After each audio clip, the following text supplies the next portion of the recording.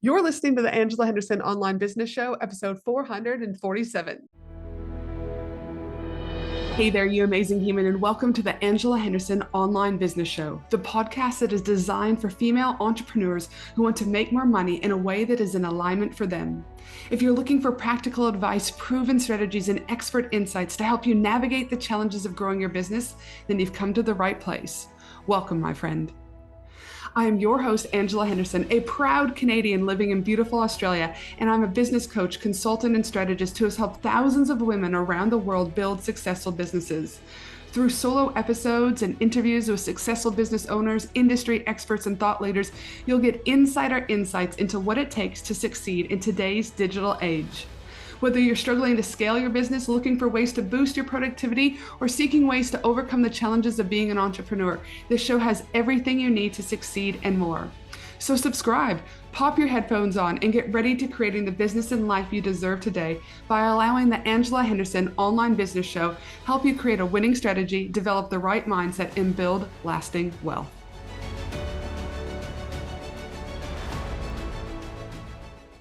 Hey there, you amazing human, and welcome back to another awesome podcast episode where today we are exploring one of the smartest, most impactful moves you can make to grow and scale your business. And that, my friend, is writing a book. And joining me to unpack exactly how to do this is none other than book coach and publishing powerhouse, Kelly Irving. Kelly isn't just a best-selling book coach, but she's also the creator of the Expert Author Community, a global coaching experience that has helped launch hundreds of award-winning authors into the world. So whether you've dreamed of writing a book or never even consider it, this episode is going to open your eyes to why a book is so much more than just a business card with a thud value. The real ROI you can expect when you write a book, how a book positions you as the go-to authority in your industry, and why in short form content world, long form writing is your secret brand building weapon. Plus, as always, I dig into a lot more. We'll explore how a book can open doors you didn't even know existed, from media to speaking to high-level collaborations, and the most common mistake business owners make when it comes down to writing a book. So if you've ever thought about writing a book or you're looking for the next big move to scale your business, you're going to want to join in because this is an awesome conversation. Hey, welcome to the show, Kelly. Thank you, Angela. It's a pleasure to be here. Can't wait for this conversation. Oh my goodness, either can I, because so many of the women that I work with are always looking at fun and exciting new ways to be able to scale their business. And yes, you can use Facebook ads, and yes, you can use organic approaches, and yes, you can use partnerships, all things that I absolutely love. But scaling your business can also be done by writing it, AKA a book, which helps position people in so many ways, which we're going to talk about shortly. So first off, I just want to kick off because so many people are always looking for an ROI. What's the ROI if I do this? What's the ROI if I do this? So what's the return on investment? What do you feel in your experience with working with so many authors? What is the true ROI for people when it comes to writing a book to scale their business? Look, it's a really great question. And I love that you're getting to the hardest question first, because it's often the unspoken question that people have, and it takes them a while and a few guts to get to that one. So I love that we're starting with this one. And it is a tricky answer. It is kind of like one of those things. How can you measure the ROI of a website or like Facebook ads? Obviously, you get data, things like that. There are certain things in your business where you can get really tangible aspects of your ROI. And then, of course, there are really intangible ones as well. So I think traditionally people measure a book's success by unit sales, like how many sales and individual copies of books do I sell? And I think that can be really misleading. And there's a massive misconception around the numbers out there for authors and for business owners. I think a book's success should actually be measured not by sales, but by the impact that it has on readers and the results that you see in your business as a result of that. So tangible aspects of an ROI could be like keynote speeches that you get invited to, workshops that you put together, the number of clients that you sell. Like lots of things come off of these tangible aspects. And then intangible aspects are also like the things I'm looking here behind me. You can't see. I've got this massive bookshelf behind me. Melo Kalako shares quite frequently when he gets an email in his inbox from someone saying, "You just saved my life." So there are tangible aspects and intangible aspects. And I think the hardest thing with a book, in comparison maybe to your smaller pieces, like you said, Facebook ads and sponsorships and things like that, that tend to have perhaps a more defined timeline. The timeline with a book is really longevity. And ROI equally is about that longevity piece. It's the reason why we have books on our bookshelves for years. And all of the data, when you look at best-selling books, things like that, actually, it can take 2 years to get to the point where you sell 1 million copies or you put some of these things together. And some of those kind of tangible kind of data isn't really honestly shared out there. So I think that can be really hard for people in terms of measuring that ROI. And that's why you really always start with that question around why and what does ROI kind of mean for you, and being able to determine some tangible aspects. Because, in all likelihood, if it really was about money, then really what would be the effort and the time required to sell, let's just say 5,000 copies of your books and get XYZ versus what would be your time and effort that you invested to sell one keynote speech and get exactly the same cost. Such good points. And I think this is where people also, in my experience, now I haven't written a book, I'm very upfront about that, but friends of mine have, is that people also need to understand that there is short-term ROI and long-term ROI also in writing a book. And that also with writing a book, and the ROI also comes with how are you going to continue to market it? And we can talk about that later on in the piece, because if you have a book and you go really hard on a launch and you do nothing with it after, well, you can't expect it. It's like a lead magnet. You can't just expect it to continue to get leads if you're not doing anything with it to promote it, right? So short-term and long-term ROI are also things that I encourage people, if you're looking at writing a book, to consider, because you can't just plant the seeds and expect to be able to pick the fruit. It just doesn't work like that. So, oh my God, you're speaking my language. It just doesn't, but yet people do. And there's so many people that I know that have books and they say, Ange, some of the reasons why it still does so well is they continue to have it in their ongoing doing funnels. They're continuing it to bring it to different speaking events. Like, it's not something that you can just get rid of. But speaking about speaking events and things like that, when you think about, you go to a speaking event and you've got a business card, right? But a business card can get lost, it can get thrown away, it can whatever. So I'm curious to know what your thoughts are. Why is a book much more than just a business card? Yeah, great question. And it also touches on something I want to come back to, which is what you were talking about before, which is really the value being in the process of it. So back when I started, like a long time ago, I think we've sort of moved on a little bit, but there used to be a big conversation about you should write a book to position yourself as the expert. It's a business card with thud value. And when they talked about thud value, it's that you walk into a room and you imagine throwing your book onto a desk and it has that sound when it hits the desk. The issue with that, when we talk about, is that you're talking about a book as a marketing tool. And of course, it is a marketing tool, but it's actually way more than that. It is a product. It is a product of you, your knowledge, your expertise, everything you do. And it sits in the ecosystem of you. So through the process of writing a book, it will change and influence how you speak about yourself, how you sell yourself, what packages you put together, what workshops you put together, how you brand yourself, what keynote speeches, what you take to conferences, all of that type of stuff. So it's actually ecosystem that you are creating, and your book is like the beating heart of your ecosystem. Can also just speculate here that if you think about it, treating it like a product, is that the reality of it is just like it's a low product cost point, right? So people who might not want to pay for high-end coaching yet, or join a mastermind like I have, or even go on a retreat, they're like, you know what, but I still want to learn from Angela, or I still want to understand how her brain works, or I still want to be able to get some insight. It's another way for people to start paying you with their credit card, even if it's a small micro commitment, to be able to then get them into that funnel and then further into your ecosystem. And then they do buy something. So I love how you framed that from a product, because I would be working with clients around, where does this sit within your ecosystem, and where does this sit on your value ladder in order to ensure the funnel flows accordingly? And also, Angela, just to that point, like it's a low cost investment for somebody else, Mm, but it actually has a really ridiculously high ROI investment in terms of engagement mm, for you and your customer. So the brilliant thing about books that I think people don't really get is we talk about now about having multiple touch points with people, all of that kind of stuff. It takes a lot of work. You got to talk to people multiple times. You got to give them this, that, all of this stuff. A book can actually skip steps. So it can skip some conversations in sales. And I see mm, this a lot with people who may be selling into organizations, for example. They might have a workshop or might be going along to do some kind of conference or something. When you have a book, it shows someone, it's like way more than a brochure, right? People read your brochure and they know what you are.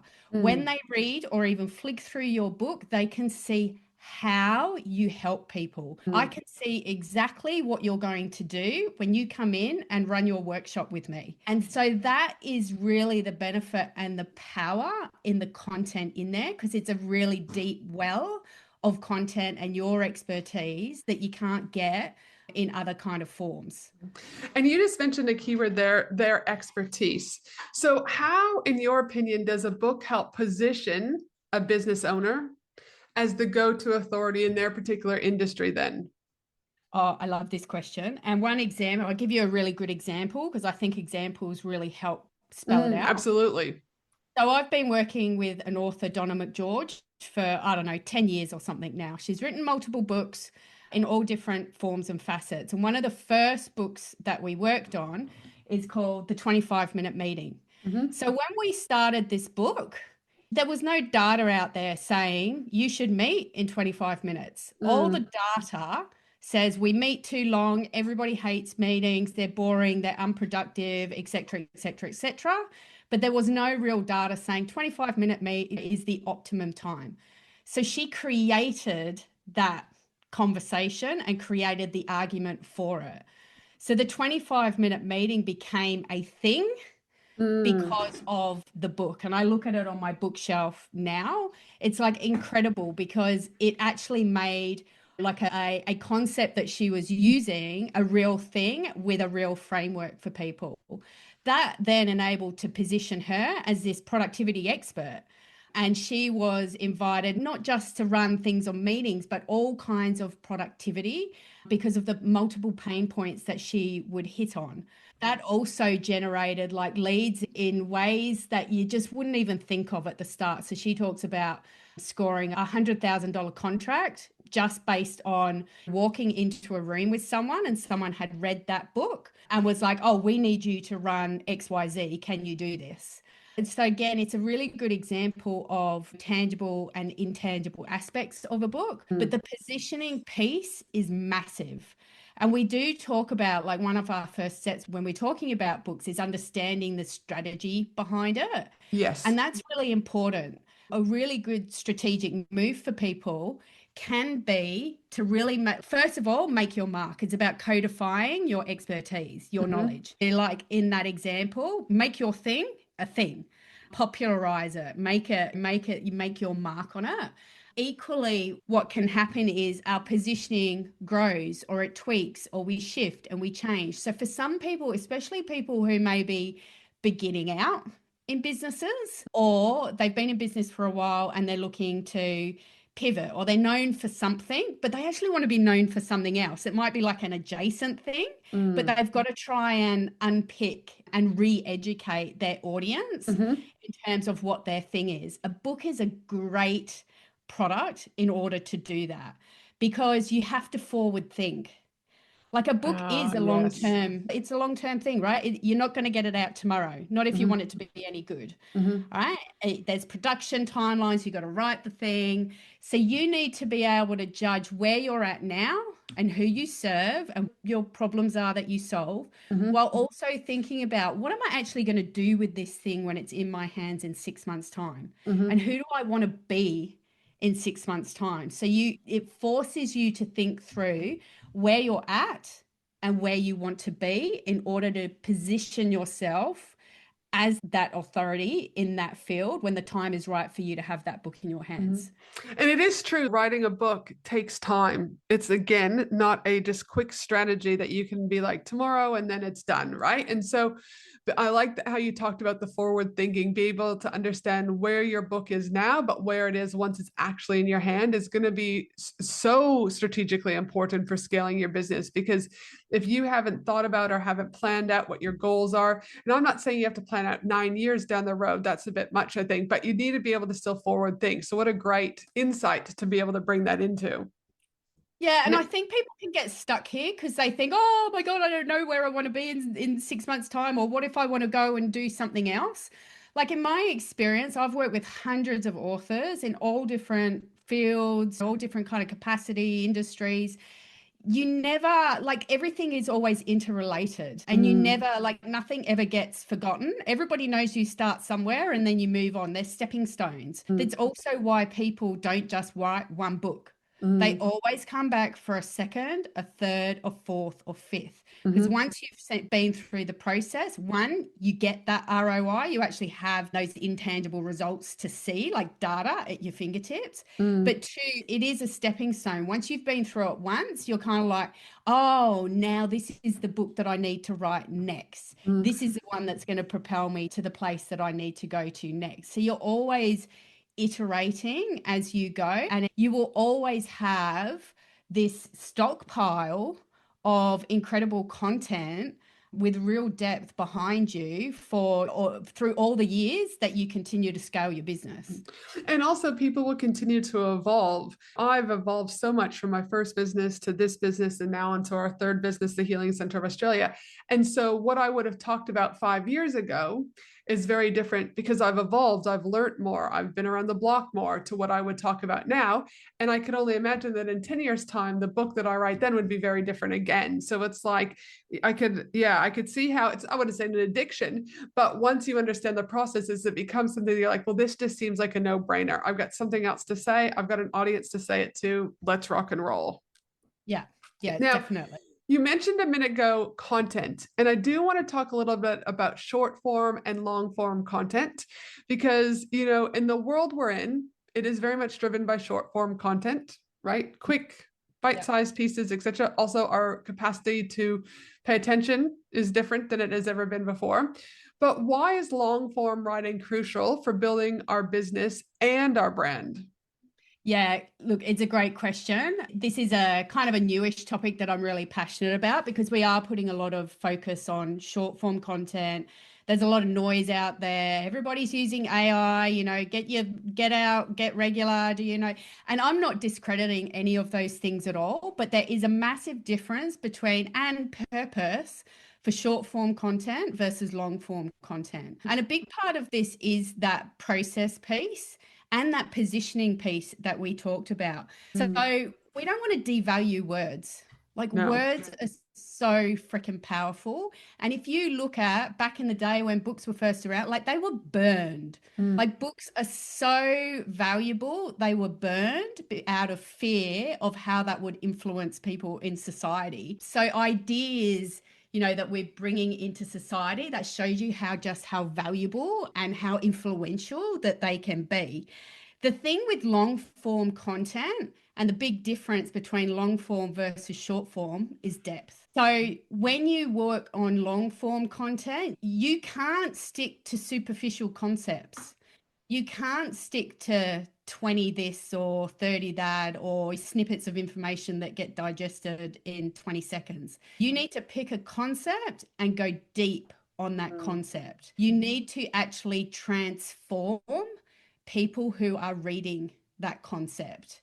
And that is the key difference. And so when you are working through the process of a book, that's what you're learning to do. You are learning to look at your expertise and your knowledge through the lens of how do I take that, transform it into words and actually shift and move people, influence them on the other side. It requires depth. It requires you to be you. It requires vulnerability. It requires stories. So when you marry all of that together, what we're really talking about is connection and engagement on a much deeper level than somewhere where you're seeing someone, oh, this person's doing really well because I see them multiple times a day, or I saw a question that this person posed, or things like that. So they have two really different purposes, and the depth is something you really, really need, especially if you're scaling a business, because of that positioning piece. Everybody's a leadership coach. Everybody works in health or is talking about perimenopause. There are multiple people sharing similar topics as you. You need to work out what makes you unique and different in that marketplace. And you need to be able to transform that into a depth that is really, makes you stand out compared to other people. That's how people scale businesses. And listen, I think there too is like in a world where people's brains are functioning at a rate so much faster than ever before, that you can write the best type of content online. You could write a blog article, you could do all those things, but I feel it's getting lost in the noise at the moment. It's just kind of like, oh, if you don't have a really great hook or a really great photo, or you're not playing by the rules of what Instagram wants with the algorithms and the story's got to be like this, you're spending all these hours writing, but it's not getting out there. Whereas I feel, and this is just my opinion, is that a book allows you to have those, like you said, depth and that transformation. And when people pick that book up, they're going to, right? They're going to stop and intentionally pick it up, sit down, pour a glass of wine, get a coffee or a cup of tea, and read it versus continuing to scroll. That is powerful. Yeah, and I think there's a couple of points in there, Angela. I think also, like, when they read your content, what do? So It with depends. books, Yeah. there's really like in-depth, like you're really taking people on a journey, and it's very intentional. And I think that transformation is kind of ingrained in the writing and the process for someone. And I know that the argument is, but does anyone ever actually sit down and read a book cover to cover these days? It doesn't matter. If they only read your introduction and one chapter, they've learned a hell of a lot more about you than they did from 10 posts you did last week Absolutely. and then forgotten about. And that's the crux. It doesn't matter. People will take what they want. People do. People are time poor. The data says a lot of people buy a book, but they'll also buy the audio book because they're listening to it in the car. So I think we need to get over ourselves a little bit and stop worrying about that so much. The other thing also is the benefit of a book is because it is long form, once you've got that content, you've got so much short form content that you can repurpose from that book. Media articles, blog posts, LinkedIn, Instagram, whatever you want. You've got that big body of work that you can repurpose elsewhere. Can't do that elsewhere the other way around. So some people will come to me and they'll say, oh, I've got, all these blog posts and I want to take 20 of my best blog posts, turn that into a book. And it's like, hey, you can do that. You can just stick a cover on it, but you've got to make sure that there is a logical, clear theme and argument. Blogs and content short form, they're all different things. So you need to make those work. And it's a lot harder to take short form and turn it into long form than it is to write long form and then leverage the hell out of that work in as many places as you can. And I know for me, I'm all about that because I'm like, even with the podcast, how can I take the podcast, turn that into a newsletter, turn that into a social media post or whatever?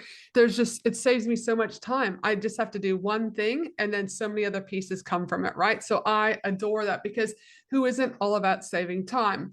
But one of the other things that I do want to talk about, because we've talked about a few things, and I'm going to assume here because I do my own events and things like that.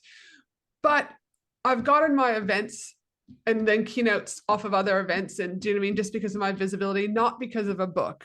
But I can only, again, imagine if I had a book, that there would be even more doors and more opportunities that wouldn't have been there if I didn't have the book. Other speaking, collaborations, media. Is that your experience and what you've seen? Or have you seen something else? Like, yeah, how can a book open doors to opportunities that they may not have had previously? Yeah, a really good point. And a couple of things there. I do hear from people a lot of the time. If you are up against 10 other speakers at an event, quite often the person with the book will get picked over somebody else. Now, I don't know. I'm not on that circuit. I don't know how much weight to give to that, but I do hear it a lot. The thing is, though, and here's what I do hear. I have an author, Sheridan Jenrich, and she was in Australia and she'd been working for this US company for quite a while. She wrote a book. As soon as her book was published, the company not only offered her a job, but they headhunted her. She moved to New York City, where she now runs a primetime breakfast TV show, interviewing other health experts and things like that. So cool. So there's two things in this. One was the book gave her immediate credibility, but also that how piece. They knew exactly who she was, what she offered, that type of thing. The second thing, and this is the most interesting piece that she shared, her role now when she is picking interviewees is they need to have a book. But it's not necessarily the credibility piece. What it is about is people who have undergone long form writing, book content, and have that book content there, know how to structure their ideas, get to their message really quickly, share sharp, succinct, and communicate in a really strong way and have a really strong message. And that's what the book is about. So I love that story because it demonstrates the value of what it helps you achieve, and also the fact that she was headhunted as soon as that book was out. Another really great example is Denise Colazzo. So she's one of my US authors, and she wrote a book a long time ago called Thriving in the Fight. It's very specific to a really specific audience, to Latina women. So she works for a social enterprise, she's what I call a social justice warrior. And she had been knocking on this organization's door for years, trying to raise funds, and hearing nothing, got nothing back. She wrote a book. The organization came to her and she ended up getting a $20 million US dollar donation from this organization, just based off of her expertise, her credibility, and everything that book did. I think we need to think bigger, beyond some things. Like, this is what's hard. Opportunities are really hard to see. That's why they're opportunities, right? They're not necessarily things that we might set our mind to. They will come out of nowhere for different reasons. And that's something that we see once you become an author all of the time. And those, again, are like some of the things that you're bringing up are things that, like you said, we might be playing small or only thinking that it's this way, but it's like, these are the things that, like, again, leveraging. But at the same time, leveraging, I want to ask a question around impact, because impact and legacy, I know with a lot of the women that I work with, is a very key theme. Because once you go past the startup stage and once you get past that growth stage and you start to enter that scale stage, and money flows a little bit easier and you've got your team in place, you do start thinking about, and I can tell you almost every person thinks about this, what will people say when I'm at my funeral? Have I gotten my words out? Do people know? Have I actually done everything I can to help people transform or to be better humans, or insert whatever that is for you as a person who wants to become an author? What is your thoughts about how does a book allow individuals to not necessarily scale their business as in like revenue wise, but to scale their impact? Yeah, and I think you could take this in different forms. Impact for some people is that legacy piece. Legacy is huge. Being able to leave whoever is around you with the tools, the expertise, the knowledge, the wisdom, all of that hard-won stuff that only you have in your lifetime, being able to pass that on to other people, to help other people, is massive. And that is, for a lot of people, that's what impact is about. I was thinking about this the other day. I have a method for writing books called the Write Book Method. And I was thinking, if I'm not around, like, where does that go? If I'm not here to drive it, like, where does it go? Having that in a book is what gets passed on through generations to different people that you've never even heard of, that kind of stuff. I think impact can mean different things for different people. And ultimately, the thing that I think with authors, and the majority of my authors are business owners, entrepreneurs, very much like your listeners here, we want to know that our work has meant something. Yes. You know, we're leaving the world in a better place than, you know, than it was. That we have done something meaningful with, you know, with our lives, with our knowledge, with who we are, with who we have interacted with. And that's a really, you know, that's a really great thing that shouldn't be undervalued. And books are incredible for being able to pull those resources into one place to pass on to people. It's kind of like that example that I shared at the start about Melo Kalako. So he shared a couple of different posts. One, and his book is on burnout. So one, he, you know, was at a conference once and someone approached him. And ultimately, after this conversation, you know, it was about, you know, you just saved my life. Mm. Um, he's received emails around that. I was in a really bad space. Then I read this, did that, blah, blah, blah. Thank you so much. And that's a common theme. Like I remember Cassie Goodman sharing something like that as well. In a lot of ways, what I see with authors is once you get that one email, that one DM, that one whatever it is, telling you, you just changed my life, Mm. all of the time, effort, and money it took to get to that place in the book fades away. It's like almost insignificant. It's like, yes, and now I'm going to do it again. Mm-hmm. Yeah, absolutely. Because there's power in that. And also, who doesn't want their heart to skip a beat? Who doesn't want their heart to smile a little bit more because they have made that impact? And I also think in our world today, where, and I hear this all the time, not think it, I hear it, where people are like, oh, only 50 people join my webinar. Well, if you stood in a room with 50 people, that's a lot of people. We minimize the impact that we have because we see someone that's got 2 million followers. Well, look at them, and Yeah. there's all this comparison. And I'm like, but it's that impact. And I'm like, there's a quote, I can't remember how it goes, like, I can't change the world, but I can change one person at a time. And I can Yeah. only imagine that that's what books can do. Again, I'm not an author, but that's what books can do for you, you know, is We that talk you about can. we talk about reach a lot because ultimately when people start writing and you're like, you know, why you write, what do you, you know, what's your ultimate goal? Everybody wants reach, Mm-hmm. right? They want to expand their profile, you know, scale their business, all of those things. It's about reach. And there's a picture that I show people where, you know, in a lot of people's mind, you put reach in the middle and you have all these dots around it. And that to people is reach. You keep adding dots and that's reach. Mm. But actually, what you need to do is you need to connect all those dots. Thoughts, yes. That's what reach is. It's a web. It's being interconnected. It's relationship building. It's all of these crucial things. And that starts with one person. It starts with you 50 people in a room. And I Mm-hmm. think, you know, and I think this is the issue with us looking so heavily at short form content at the moment. Mm. Noise, more volume, more frequency, more consistency, more, instead of looking at but who's next to you, Mm. who really needs your help, and what's the one thing you can sell them to Yes. help move them. We need to silo ourselves off. I often hear, you know, everybody always talks to me about James Clear. Oh, I want to write like Atomic Habits, or, you know, I want my book to be like that. I'm like, yeah, but James Clear, like he's a professional writer. Like that's what he does. And Does, he's yes. done it for years. And Yes. he has multiple things before that book that you don't know about. It's one piece in front of another, in front of another. We're really quick to look for those, the fast hack, or how do I get there quicker, you know, all of those types of things without actually noticing the years that went Yes. into and the body of work behind it. Mm-hmm. Um, So true.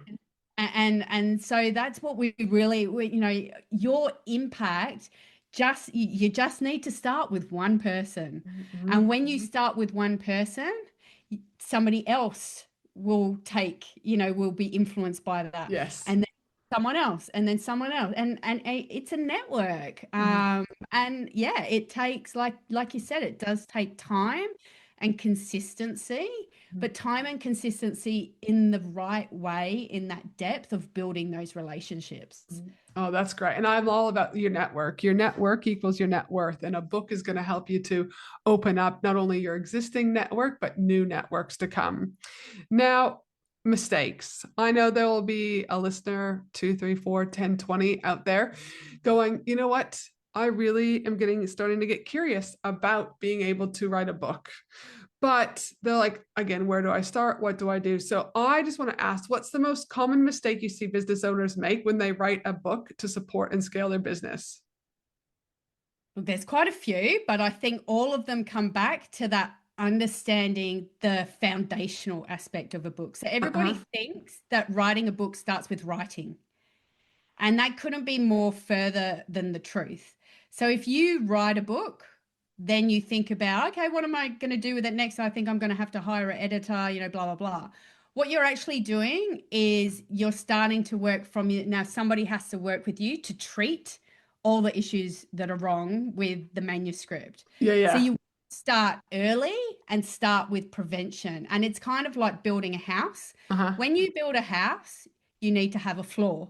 You need to be connected to electricity, water. You're going to start with, you've got to have at least one bathroom, one toilet, like the basics. Yes. But I think people get thrown by the sexy stuff. They want to decorate the walls and get that yellow fancy couch that they saw online, things like that. So we start bringing in all these things and focusing on all of that stuff instead of actually understanding what are the foundational aspects that are going to make the book strong. And so people launch way too fast into the writing component, thinking that they have to have it all worked out. I need to know exactly what my idea is. I need to just write that down. I need to have a title. And they'll launch really too quickly into that without actually first understanding, okay, what makes a book a book? What are the strategic components? What does looking at publishing entail?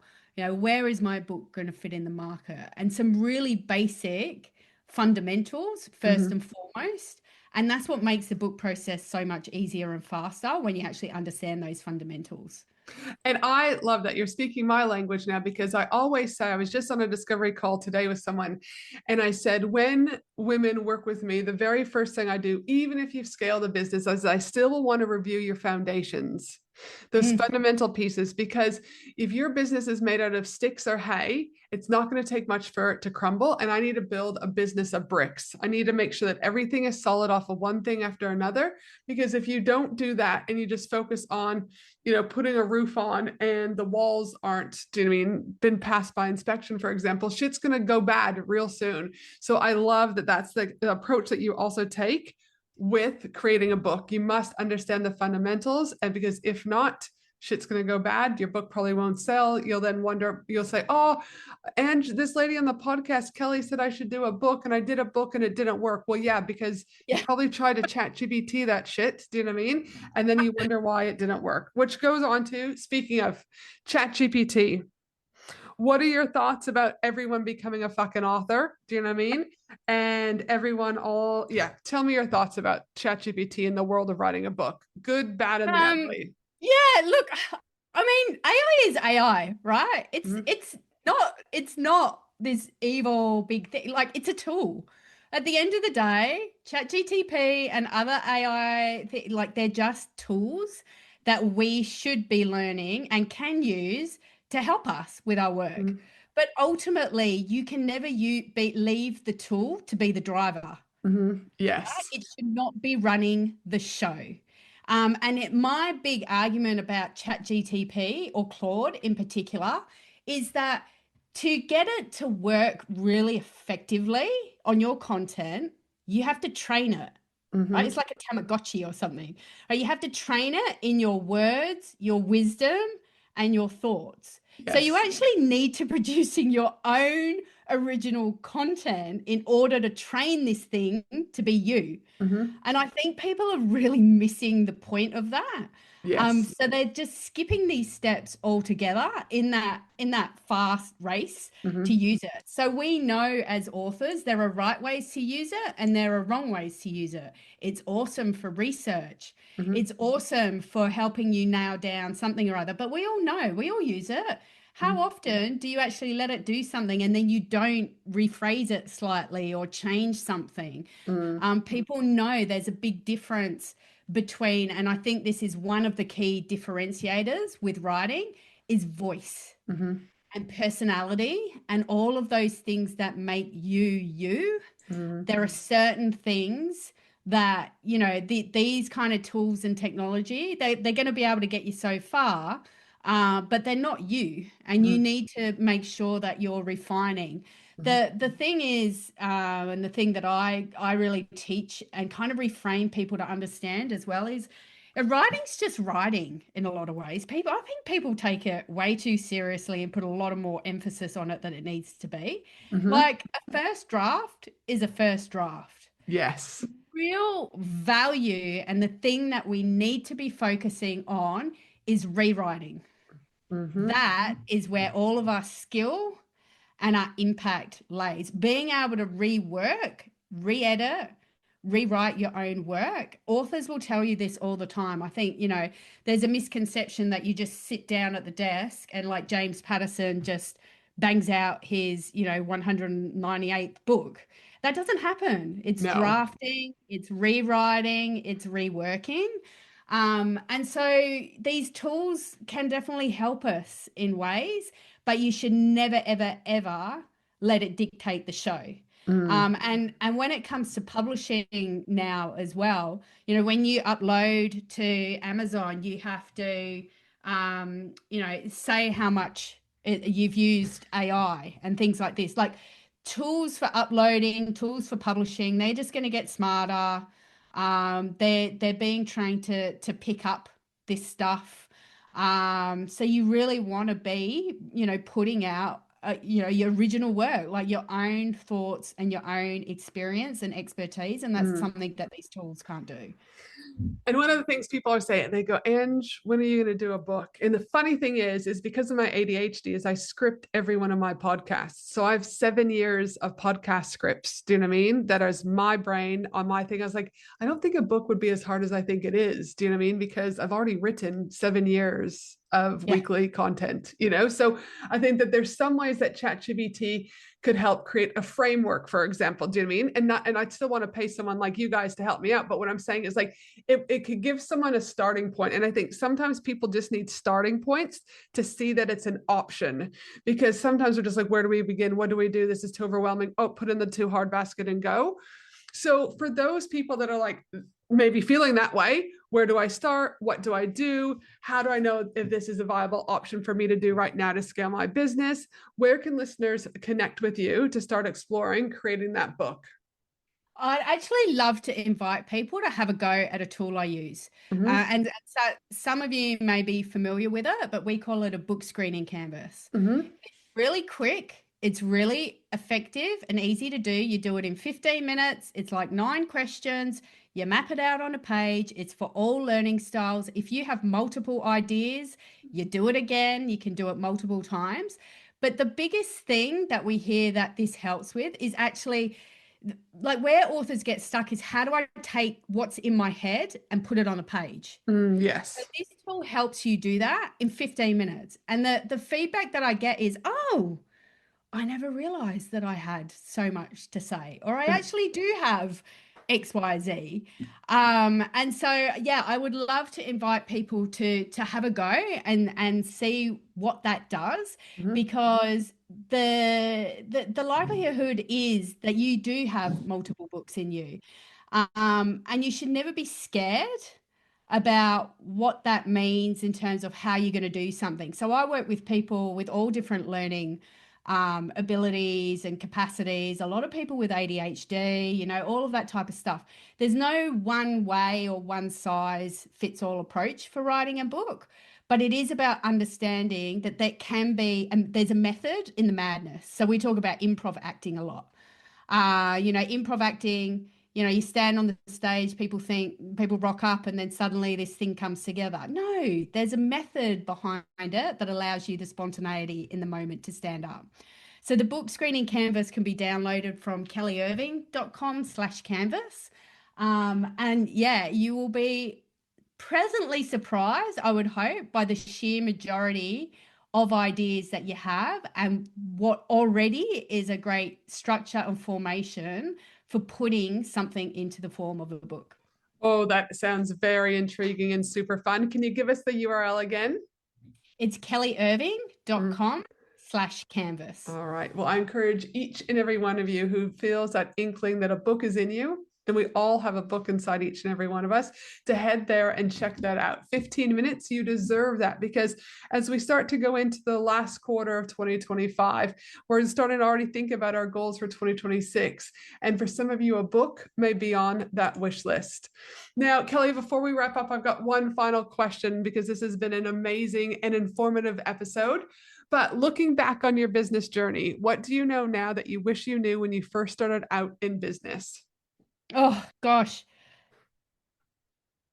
I think for me, I wish I'd worried less, to be honest. Yes, good one. Like every business is just a journey. And it is very much like book writing. It's just one step in front of another. And problems will arise and you'll work out ways to solve those problems. You'll set goals that you never dreamed possible. I spent last year, I went away for a year with my family. It was a family first trip. And my goal was to work 20 hours in the whole year. And people are like, you mean a week, right? And I'm like, no, the year. Yep. Setting big, audacious goals, it doesn't actually necessarily matter about the outcome. It's the process and what that goal allows you to do where the magic happens. And so I really wish for me that I had been bolder, braver, and I would stress less or worry less, because where you're at now is where you're meant to be. And all it takes is one step in front of the other to get to the next phase. Dude, I love that. How juicy is that? And yes, those audacious goals are so important. And what a fabulous thing to be able to spend a year with your family and just being like, yep, I'm working 20 hours total for the entire trip. I adore that. That is so awesome. Now, for you amazing listener, no matter where you are in the world, I hope you have a beautiful day. And I strongly encourage, if that book is burning inside of your soul, make sure you head to Kelly's URL that she had said. I will also link that to the show notes so that you guys can also easily access that over at angelahenderson.com.au. But thank you, Kelly. Thank you for your time. Thank you for your wisdom. And I can't wait to see more books, more legacies come to light. So thank you so much. Thanks, Angela. Pleasure. Thanks for listening to the Angela Henderson Online Business Show, www.angelahenderson.com.au.